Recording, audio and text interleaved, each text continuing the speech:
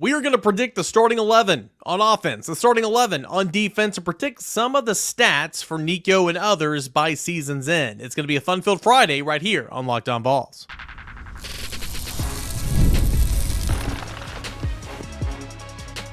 You are Locked On Vols, your daily podcast on the Tennessee Volunteers. Part of the Locked On Podcast Network, your team every day. Hey, good Friday morning, everybody. Welcome into Locked On Vols. I am your host, Cain. Appreciate you making Locked On Vols your first listen, your first watch each and every single day. Big shout out to Ultimate GM. That's the Ultimate College Football HC is a brand new mobile game that's completely free, has no ads, 100% playable offline. You can use the promo code LOCKEDONCFB, all caps, inside the game store and the App Store as well to receive a free boost or a bonus. Begin your coaching legacy today with Ultimate GM. Man, we're going to have fun today, all right? We're going to predict, and we kind of know a little bit on who's going to be out there for the most part, offensively and defensively, but what are those rotations going to look like, and what should the game plan be for the season opener against UT Chattanooga, a game where Tennessee honestly should win by 30 or 40 points at minimum, in my opinion. I know that's a lot, but, it just kind of is what it is. And then we'll predict some of the stats there, towards, segment number 3. What could Nico end the regular season with? What could Dylan Sampson? What could James Pierce? All that and more coming up here on a Friday show. So let's dive down into it. Offensively, again, I know we know a lot of this, but offensively, Nico Iamaleava is going to be your starting quarterback. Running back, Dylan Sampson is going to be your starting running back. Wide receivers, at this point, I believe your starting wide receivers are going to be Brew McCoy on one side, Chris Brazel on the other side, and Squirrel White in the slot. Depending on what plays they have scripted to go first in that specific football game, it could be any of the 3 tight ends, to be honest with you, but I kind of group all those guys together, and Ethan Davis, Holden Stays, and Miles Kitzelman, they're all 3 going to play a tight end. Right now, I am predicting for the season opener, your left tackle, of course, your left tackle is going to be Lance Hurd. Right now, I'm predicting, because it's really the only question mark on the offensive line, Andre Carrick would be your starting left guard. Cooper Mays will be your center. Javonte Spraggins will be your right guard, and John Campbell will be your right tackle. Okay, well, that was easy. We're not even 3 minutes into the podcast, right?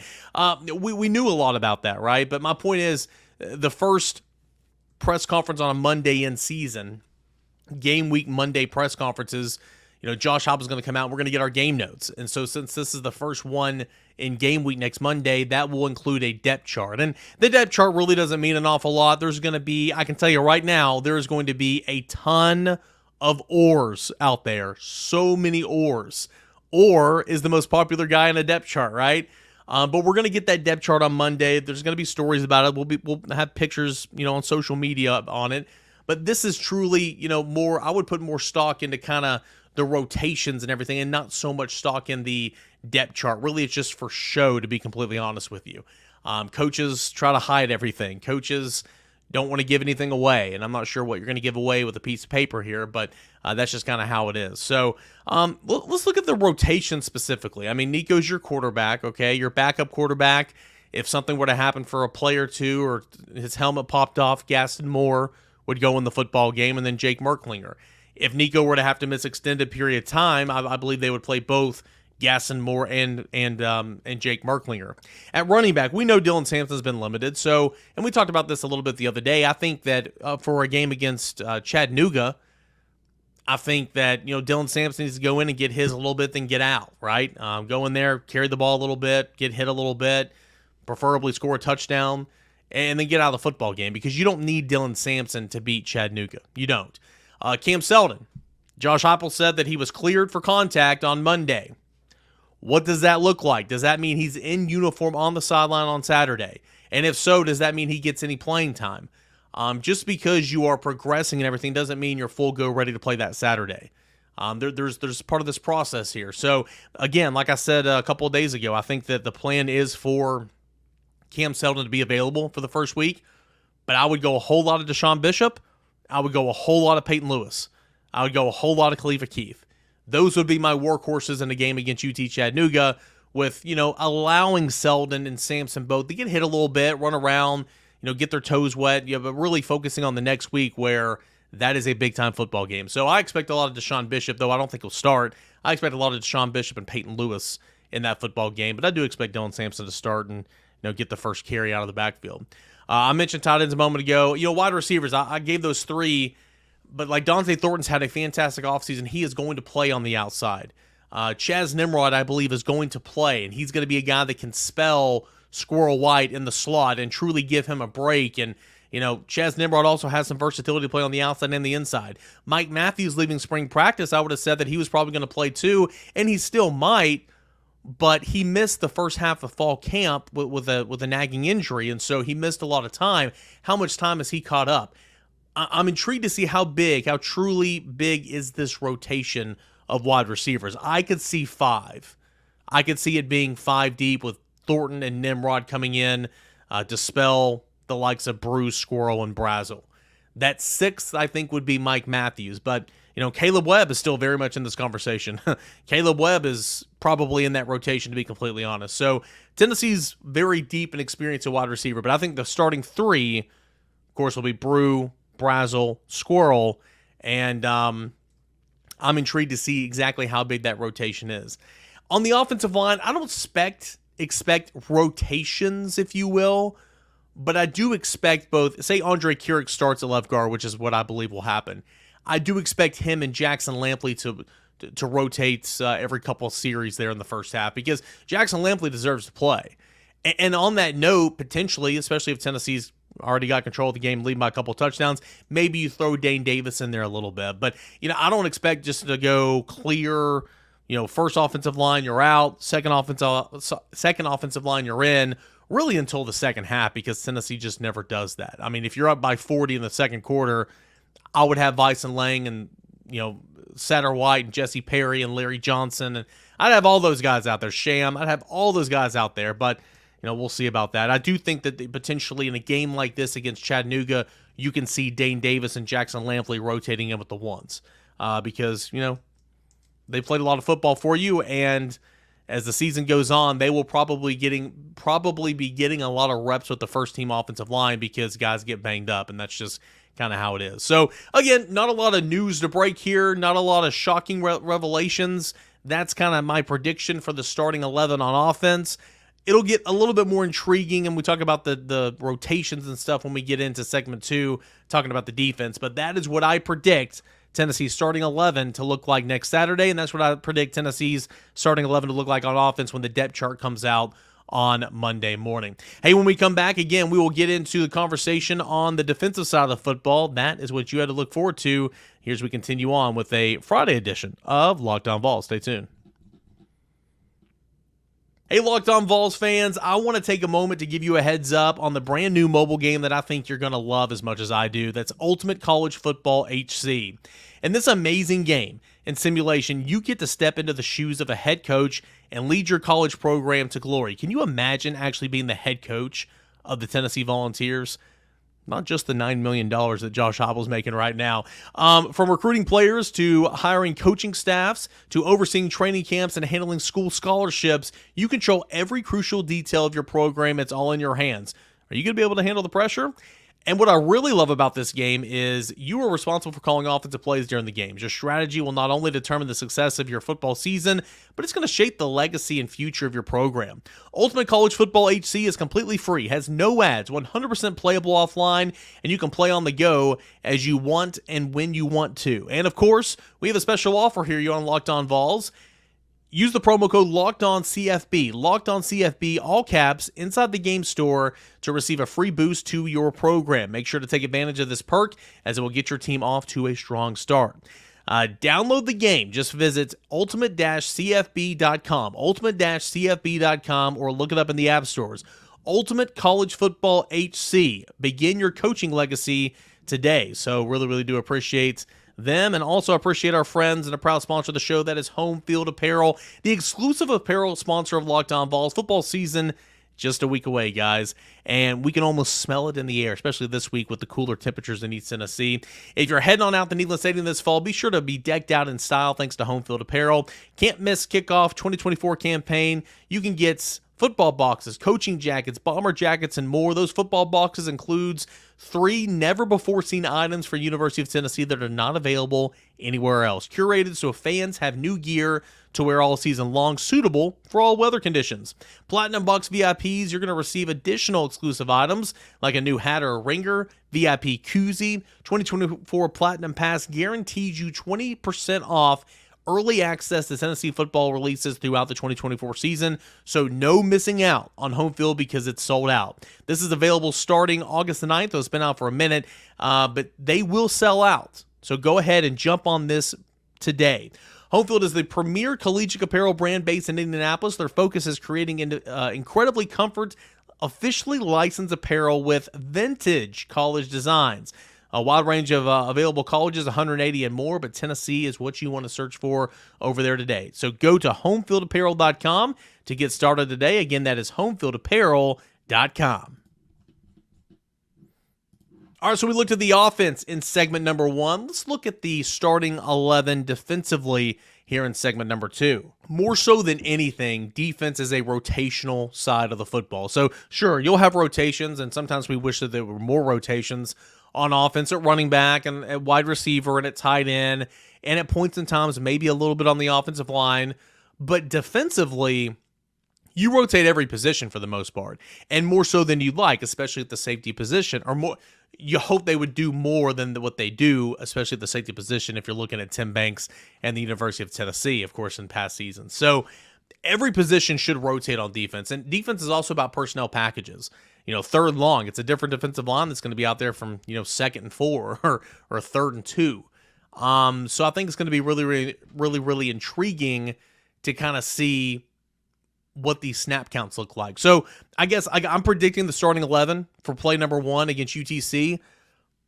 Like on the defensive line especially, like I want to stress, James Pierce is going to get his, but there's going to be 13 guys that play. So whoever starts at defensive tackle, just because Bryson Eason or Elijah Simmons or Jackson Moy or David Hobbs or whoever might not be one of the 2 starting defensive tackles, they are going to play. I promise you that. But for this exercise, let's predict the starting 11. At Leo, let's go with, well, of course, we got to go with James Pierce. I was trying to think of something witty to say. Let's go with Joshua Joseph. Somebody like, what? No, it's going to be James Pierce. James Pierce, preseason All-American. Breakout year last year. Let's see if he can top that again this year. It'll be a whole lot of fun. James Pierce at Leo. Your 2 defensive tackles. One will be Amari Thomas, and then the other one I'm not too sure about. I could see not Dominic Bailey. Omar Norman Lott. I could see Bryson Eason. I could see it's going to be one of those 2 guys. So it's either going to be Bryson Eason or it's going to be Omar Norman Lott, in my opinion. And for the sake of this, I will go Bryson Eason for right now. So Leo is James Pierce. Your 2 defensive tackles, I go Amari Thomas and Bryson Eason. If not Bryson Eason, Omar Norman Lott. And then a strong side defensive end, I'll start out with Dominic Bailey. Okay? That's your first flight on the defensive line. We'll come back to the defensive line, don't worry. Let's move back to linebacker. Keenan Peely is healthy, ready to go. Keenan Peely is going to be your starting Mike linebacker. And Arian Carter, in my opinion, will be your starting Will. So I think it'll be, your 2 inside backers, Arian Carter and Keenan Peely. I'll come back to linebackers in a moment. Your 2 safeties will be Ricky Gibson, Jermon McCoy. Okay? Your 2 corners will be Ricky Gibson, Jermon McCoy. Your star, interesting. I think for snap 1, game 1 against UTC, I can see it being Christian Harrison. I do. But I do think Boo Carter is going to play a ton. I think Andre Turrentine is going to be one of your starting safeties, and I think Will Brooks will be your other. Again, I haven't been told anything on a Friday. I don't know anything more than I have, in the conversations throughout fall camp. And we'll truly see what the snap count breakdowns are. But last I heard, nobody's run away with that other safety position, so it leads me to believe that Will Brooks will be the starter out there because he's experienced and because he's a veteran and because the coaches trust him. Now, if Jacoby Thomas goes in there against the Mocs and tears things up, then you should start Jacoby Thomas the next week against NC State or John Slaughter or whoever. But while I'm in the secondary, I do think, again, rotation. Throughout fall camp, Christian Harrison's been the starting star since Jordan Thomas's injury.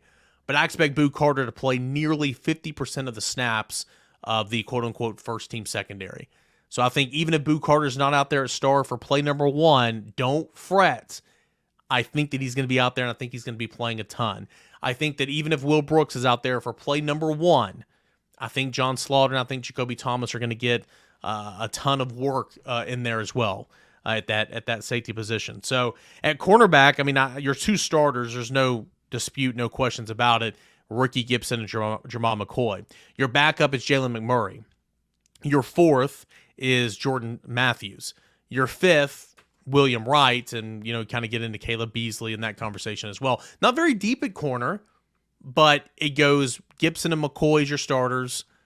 McMurray is your top backup, then Jordan Matthews, and then probably William Wright. But again, especially in a game like this, the season opener against an FCS, I expect a heavy rotation.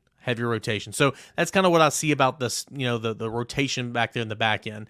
Back to linebacker, again, the starters, in my opinion, Arian Carter, Keenan Peely, but very much like the Virginia game a season ago where they took the 2 guys out, put 2 guys in. I could see that especially against a team like UTC. So when it's not Keenan Peely and when it's not Arian Carter, I expect it to be Jeremiah Thielander and Caleb Perry. Remember, Caleb Perry had that role last year that Elijah Herring had 2 years ago. 3rd down, they take out a DB when it's 3rd and mid, 3rd and short, take out a DB, put a linebacker in there coming off the edge a little bit. That was Caleb Perry's role last year. And so he's a guy that's, quietly got a whole lot of experience, to be completely honest with you. But I think that Caleb Perry and Jeremiah Thielander will be the 2 second stringers. And then after that, I can see Jalen Smith, Edwin Spillman, and so on and so forth. So, again, I'm looking forward to seeing those linebackers. And then let's go back to the defensive line. So the front 4 that I'm predicting to start, 2 of these I'm very confident in, James Pierce and Maury Thomas. The other 2, Dominic Bailey, a strong side defensive end, and Bryson Easons, who I said at defensive tackle. Joshua Josephs will be the other Leo, second team Leo. Then it will be defensive tackles. Say those 2 defensive tackles started. Then these 2 defensive tackles will be Omar Norman Lott and Elijah Simmons. And then it would be Tyree West. The 3rd defensive line will be Caleb Herring, Jackson Moy, Davin Hobbs at defensive tackle, and then Tyree Weathersby. And then if you want to go 4 deep, you still have a strong side defensive end in Jason Jenkins, who will play. And you got Jackson Ross, 5-star freshman, that I don't think is going to be heavily involved in the rotation, but I think he'll get his toes wet a little bit, just like Caleb Herring did last year. Remember, Jackson Ross was not here in spring, so fall camp's been his first taste of the action, but you're going to want to get him some playing time as well a little bit.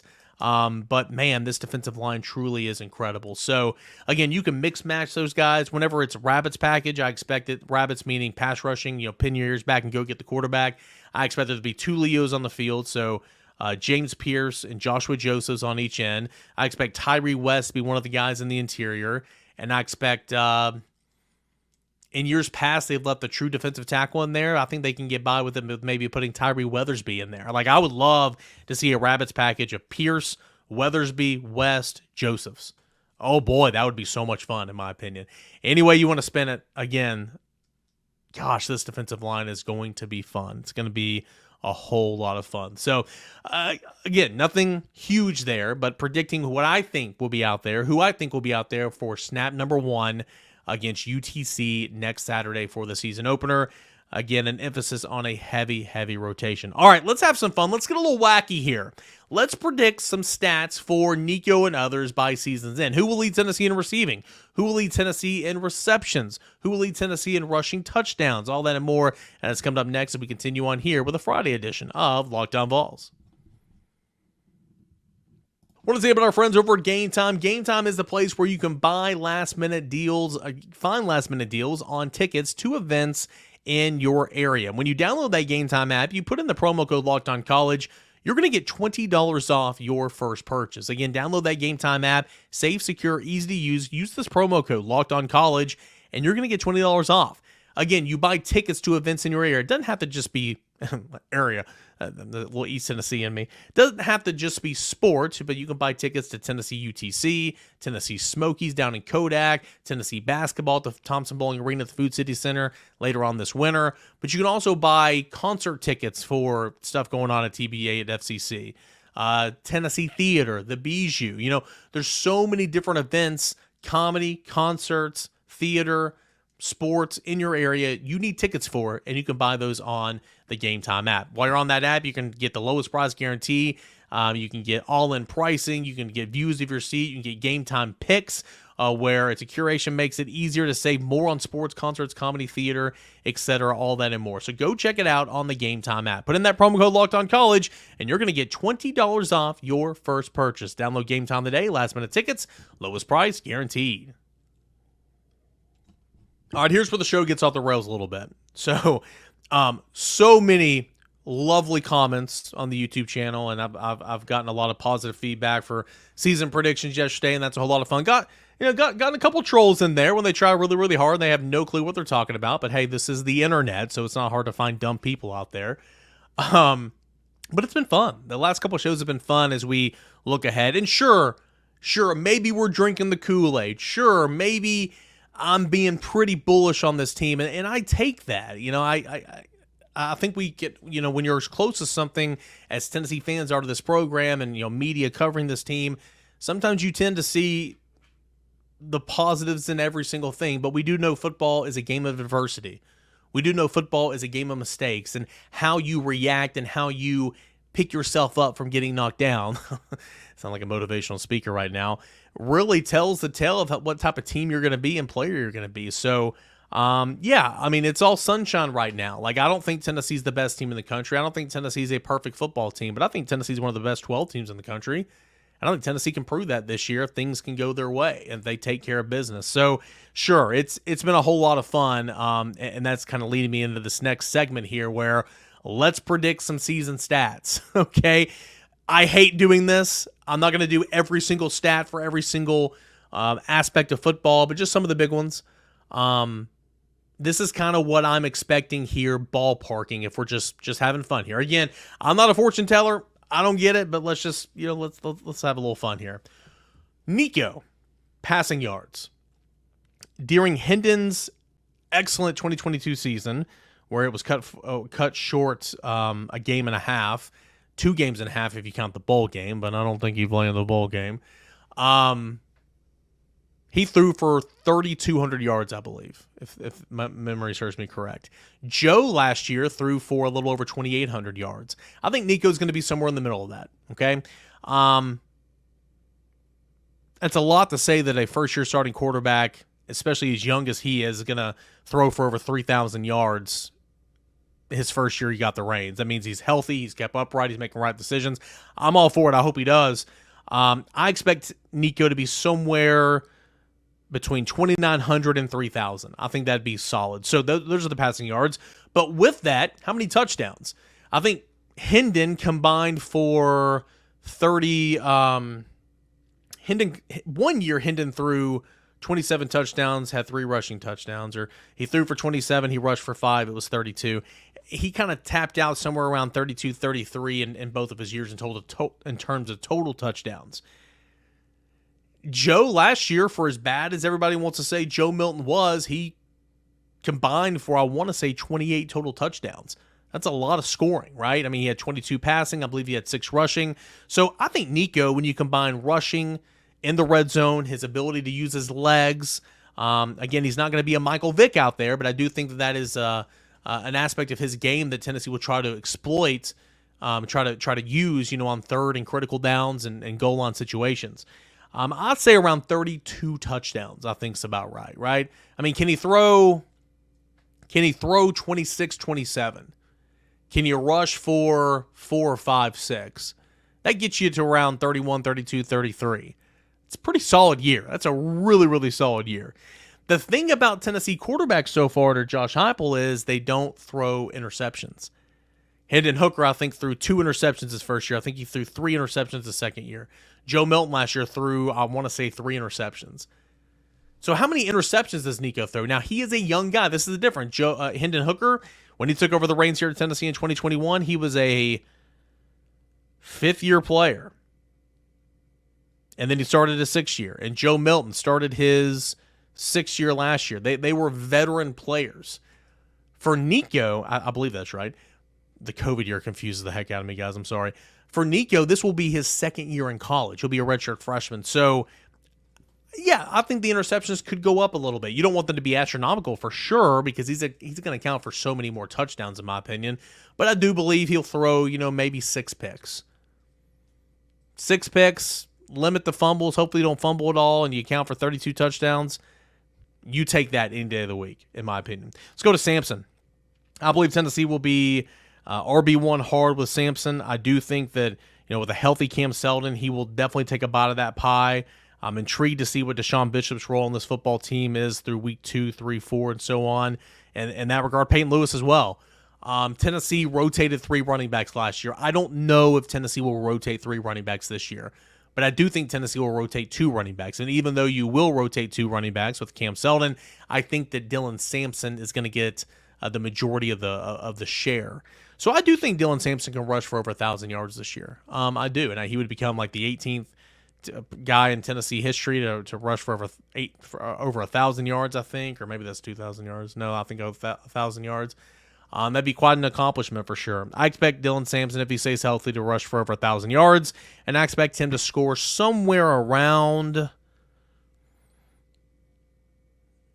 8 touchdowns.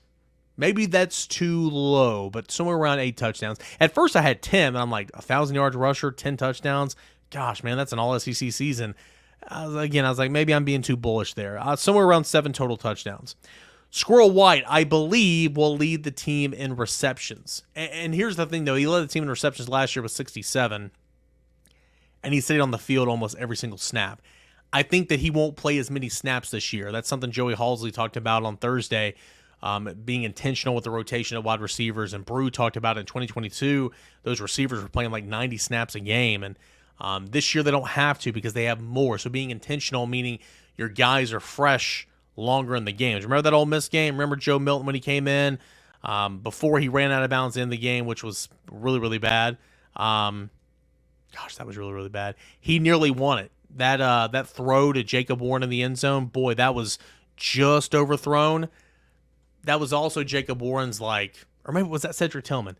Cedric Tillman. I think it was Cedric Tillman. That was also Cedric Tillman's 88th snap of the day. What if that was his 53rd snap of the day? Could he get it an inch higher? Maybe. I don't know. So I'm intrigued to see what that looks like. So I do think Squirrel is going to lead the team in receptions, but he might not surpass what he did last year at 67. I think it's going to be somewhere around 60-ish because there's going to be more receivers that play. And in that same regard, will Tennessee have a 1,000-yard receiver this year? History tells us yes. Okay? Cedric Tillman was in 2021. Jalen Hyatt was in 2022. Nobody was last year in 2023, but again, because I think that they're going to be playing more receivers, there might not be a true 1,000-yard receiver. So it's easy to say, well, if Squirrel leads the team in receptions, maybe he'll lead the team in receiving yards. I don't think that's the case. Squirrel, sure, he can be a deep threat, but he's not a Jalen Hyatt. There's a lot of underneath stuff there with Squirrel. I thought about Chris Brazzell here, but I think I'm gonna go back to Brew. Brew is never going to be the fastest guy. He's never going to be the deepest of deep threats. But the dude can get downfield. The dude can make contested catches on the sideline. I saw a clip of him at Florida from this past year. I forgot all about it. What a route, what a catch. The catch at Pittsburgh in 2022 comes to mind as well. Brew, I think if he stays healthy, he's just going to be that security blanket for Nico. And I think that those yards will accumulate over the season. So I'll go Brew somewhere around 800 yards. I think the 3 tight ends will combine for 9 touchdowns because that's about what the tight ends did last year. On defense, if Keenan Peely stays healthy, which you expect and hope that that's going to happen, I think he leads the team in tackles with about 80. Elijah Herring led the team in tackles last year, and I want to say he had around 75. But I do think Keenan Peely's a better player. The reason they're not going to be Jeremy Banks a couple years ago had like over 100 tackles. Well, they played 3 linebackers the entire season. Tennessee will play more than that. So I think that there's going to be, again, kind of like the running backs, kind of like the wide receivers, there's going to be more mouths to feed a little, essentially. But I do think that Peely stays healthy, leads the team in tackles with around 80.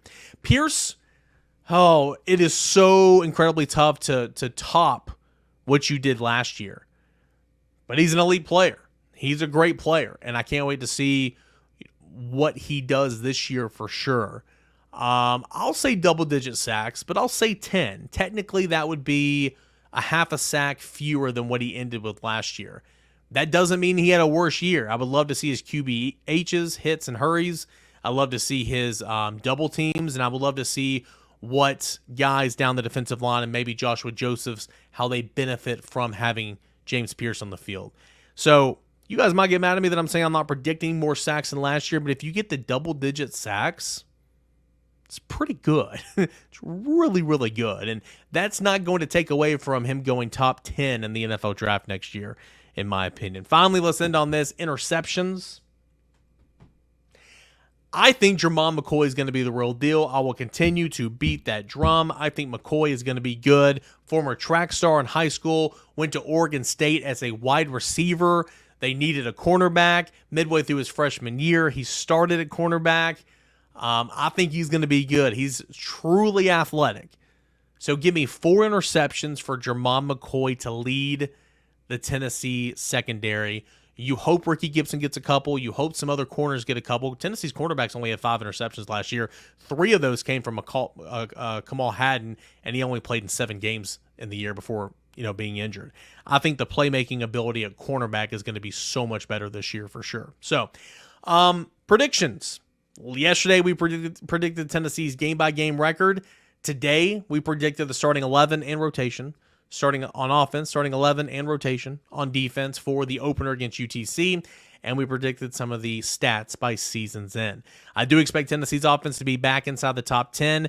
If people want to say, well, this offense with Nico, yada, yada, yada, is going to be more like 2022, remember 2022, Tennessee averaged about 45 points per game, 46 points per game in SEC play, and led the nation in total yardage. I'm not putting that pressure on Nico. Can you be more towards that than you were last year when Tennessee's offense wasn't even in the top 10? Absolutely. So I think Tennessee's offense will be back in the top 10 in scoring and total offense for sure. I think Tennessee's defense will be a top 25 defense this year. I think Tennessee's rush defense will be top 3 in the SEC because it has been the last couple of years. Sure, you can always say, well, they can throw and get, whatever they want over the top. I think Tennessee's secondary will be around... I think Tennessee's secondary has the ability to be around 40th in the country, which would be improvement. It would be improvement. So, all right, that is going to do it here for a Friday edition of Locked On Vols. Commitment announcement coming up later today. We'll recap it. If it's Tennessee, if it gets to be Tennessee's way, we'll recap that. On Monday's show, we'll get you into game week. Josh Heupel is going to speak to the media on Monday. Guys, it's almost here. We're 8 days away. Tomorrow will be a week away, and it'll be football time in Tennessee, and we'll be with you every step of the way this season right here on Locked On Vols. Stay safe. Make Locked On SEC, Locked On College Football your second and third listen, you everydayers. Appreciate you guys as always. By the time this airs, probably going to be at 12,000 subscribers on YouTube. Can't thank you enough. Pound that subscription key on YouTube, wherever you get your podcasts, Apple, Spotify. And we'll do it again on Monday, everybody. This is Locked On Vols.